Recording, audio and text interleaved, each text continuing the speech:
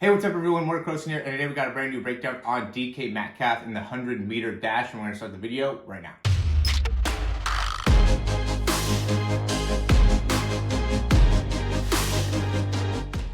All right, so yesterday it was huge news that DK Metcalf ran that 10.36 in the 100-meter, and we could see him right here in lane 2. And what stands out to me, the reason I want to show is just how big he is compared to everybody else, and I really enjoy that he went and was able to do this for a few different reasons. One, I think it was awesome to be able to get a little bit more, light and attention on the USA track and field and the Golden Games and everything like that. And I also think it was great to show really just how elite these top sprinters are. It's no joke when it comes to being able to run something like a 10.1, sub 10. These Olympic guys have a whole nother level of speed. I did think, DK Metcalf would come in something better than last place. But obviously it just shows just how much of a different level that, these sprinters are at that do it all the time. So I think it was great for, track and field to really show that football speed and track speed are two totally different things. And also to be able to, again, get some more, views and more people watching. Hopefully there'll be more people that transfer over that are, football fans that will want to watch more track and field events after seeing this. Again, look at how big DK Metcalf is. I think that's just hilarious. Obviously it shows that he's a football player, not a sprinter. I think he weighs like 230 pounds. So, obviously if he was training more to be a sprinter, he could probably get a little bit lower in his top speed in this 100-meter dash or whatever, but he wants to be a football player, and I wouldn't recommend him losing very much more weight to be able to gain a few more tenths in a second, just because that extra 20 pounds, 25 pounds really makes a big difference in football and being able to create mismatches. And so if he was able to get down into 210, maybe he could run a faster 100, but again, those extra tenths aren't going to make a big difference here when it comes to his sprinting.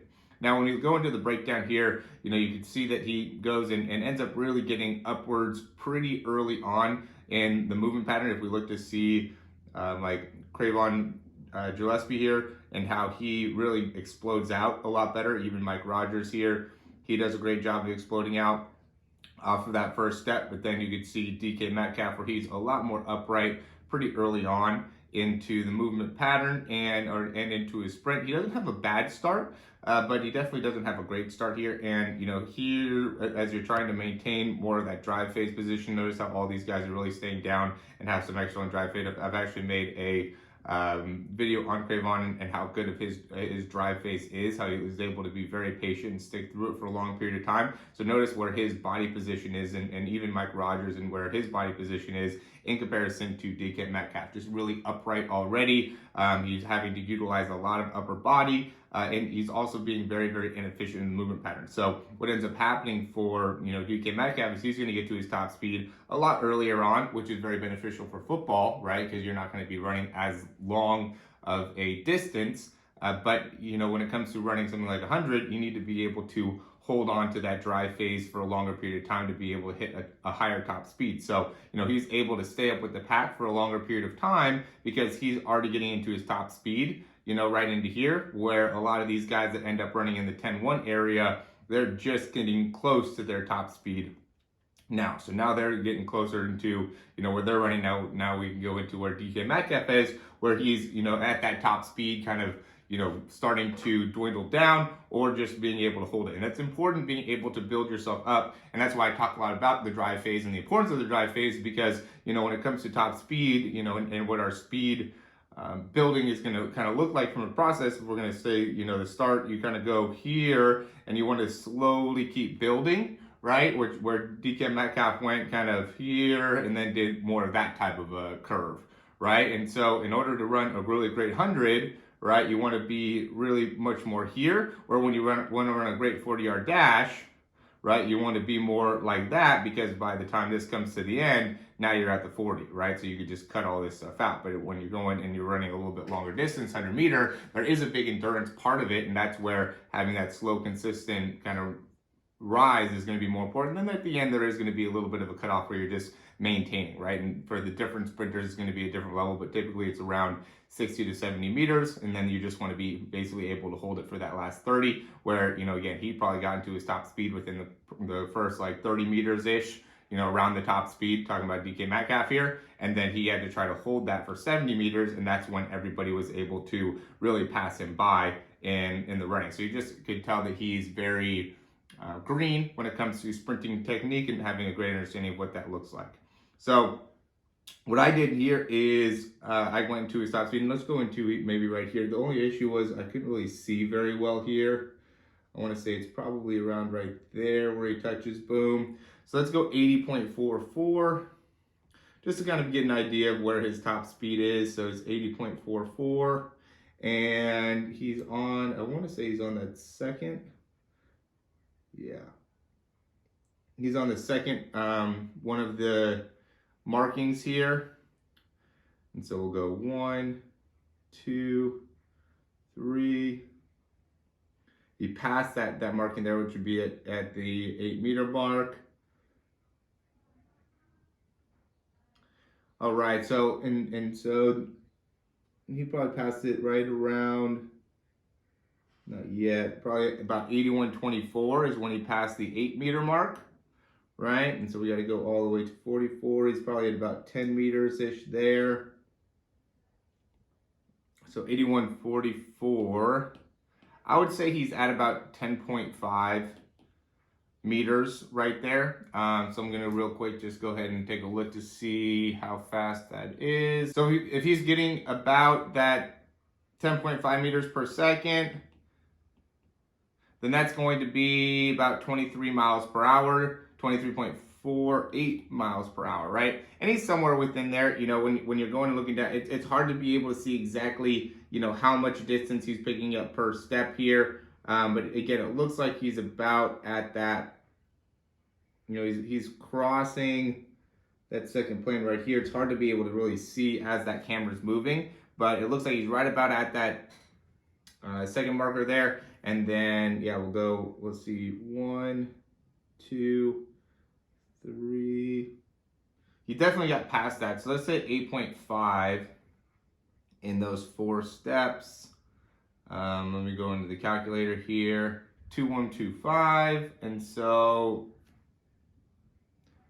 if we can get that extra 5th step in, which he doesn't actually land on that 5th step. So, what ends up happening here, and what ends up being really important, right? Because I talked a little bit about being able to get to your top speed. And obviously for him, he was in that 23 mile per hour range and ran the 10.36. And there could be some confusion on how that would be, possible, where, you think that you need to be maybe running closer to 25 miles per hour in order to run, something below 10.5. The big thing, though, that we have to be able to understand is how we're able to actually achieve the, distance that we're getting to, right? So if he's able to get to 10.5 meters per second, which would be, that 23 miles per hour, we're talking about how he's able to get about 21 or 2.1 meters per step. And now how he actually achieves that, we'll go back to the 80.44, right? So he's landing here at that 80.44, boom, and then his foot comes back off the ground at 80.54, right? So he's got a 0.1 foot contact time on the left. So it's coming off the ground at 5.4, boom.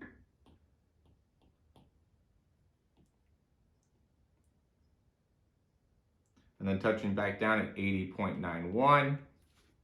So he's got, let's see, 0.37 in terms of his turnover rate. So he's taking up about 0.47 seconds each one of his steps. You can see he doesn't have great ability to maintain dorsiflexion on the right side. That's definitely something he needs to work on. 81.14 is when he touches. Then again, 81.24 is when that foot comes off the ground. So again, a 0.1 when the foot touches back down on the ground, which is going to be a 0.36 time off the ground. So that one's going to be about 0.46. Okay, and why I'm going over all this information is because, these steps end up crossing over, right? So you end up taking up a little bit of time on both sides, which is why it's important to be able to understand, how much distance that he's picking up per steps, because these obviously overlap, right? So it takes him 0.47 seconds to be able to travel, about 2.1 meters. and on the left side, and then the same thing on the right side. But the thing is, these times overlap, because if we just added this up, then that would essentially mean that he went 4.2 meters in, almost a whole second, in like 0.96 seconds, right? But that's obviously not right. So what you have to be able to do is you actually have to cut this time in half to be able to understand how much distance that he's able to, pick up. So now if we cut this in half, now we're closer to that 0.48, right? And then he has another 0.48 seconds to be able to, do the same thing over again. So that gets him into 8.4, okay, meters per second, or meters within that time period. Okay, and it's going to be a little bit more. So it's closer to 2.2. So, maybe he's at 8.5 meters at that point, right? And so he's still traveling at a very, very fast rate, right? But he's just not able to, or the speed and the distance doesn't carry over as smoothly as, like a train, you could say, is going 21, has to be able to go 21 miles per hour or 25 miles per hour in order to go a certain distance under 11 seconds, right? But for a sprinter, it's not that same type of mathematics doesn't apply because of how the turnover works. We're taking a certain step, and on each step, that matters into how we're able to actually see the end resulting number, right? So if you're going 23 miles per hour, that's why he was able to go 23 miles per hour and run under 10.5 seconds, is because he was able to pick up a certain amount of distance each one of the steps that allowed him to be able to cover a wide distance in a very short amount of time, right? So what ends up being just the most important part is you got to be able to get to a number, a consistent number, where you're getting over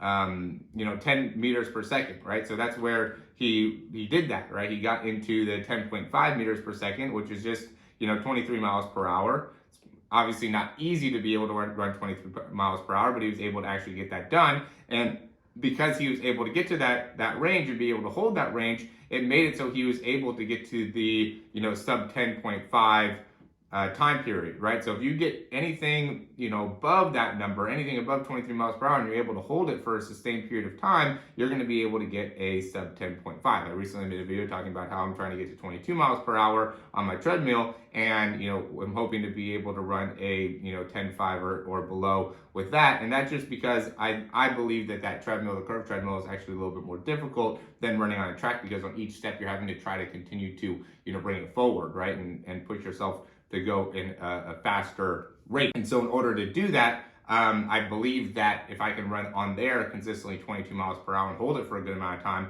I should be able to run above 23 miles per hour when it comes to running on the actual track. We'll actually see how that ends up working here in the next couple months, but I do want to give you guys a little bit better understanding of some of the math that goes into this, just because I know that it could be confusing in understanding exactly what is the necessary number to be able to run something like a 10.5 or 11 seconds or even 10 seconds, right? And so hopefully this ends up shedding a little bit more light here. I know this is a lot of numbers. I know it's a lot of different angles and things that provide a different level of data here, but at the end of the day, I'm just trying to provide more value for you guys to be able to get a better understanding of how you can run better in the track. If you learned anything from this video, go ahead and click that thumbs up down below. That helps us out a ton. And subscribe to the channel. Both of those are absolutely free and really does help me out. Makes it so I can make more videos like this and can also get a better direction of exactly what it is that you guys like. Also comment, give me any recommendations, anything like that. I want to be able to provide more value for you guys. And so if you have any questions, anything like that, go ahead and leave those down below. Also, if you want me to give any type of specific speed breakdown of anybody else, let me know all down in the comments. And then if you want to check out some of the things that we have within our speed program, you can check out the description down below. We do have a 7-day trial. We have a 3-month program. We have a 1-month program. The big thing to me is going to be getting the breakdowns, right? Because just when you can get the breakdowns, get an understanding of what your foot contact time is, what your turnover time is, where you can focus on certain parts of your running mechanics, that'll make a big difference in being able to make, improvements moving forward. I could go more into where DK Metcalf can improve. I would say, for him, it would be his foot contact time. And we want to be able to look into his dorsiflexion. We talked about how that ankle was kind of dropping there. And, you know, being able to work on that, I think would be able to help him in getting more of, or a faster contact time, which would translate into a better running speed or better running time, right? It's all about being able to optimize the amount of time that you're taking in between each step and the turnover cycle. So, you know, being able to do that for him, I think would be very beneficial. And I'm sure there's areas within your sprinting that are really holding you back in terms of being able to get to a, you know, sub 10:5 or, you know, sub 11 or anything like that. So, you know, really highly recommend you guys checking out the speed program. I know it's going to help you out a ton if you're able to commit to that. And as always, guys, thanks for watching the videos. Talk to you soon.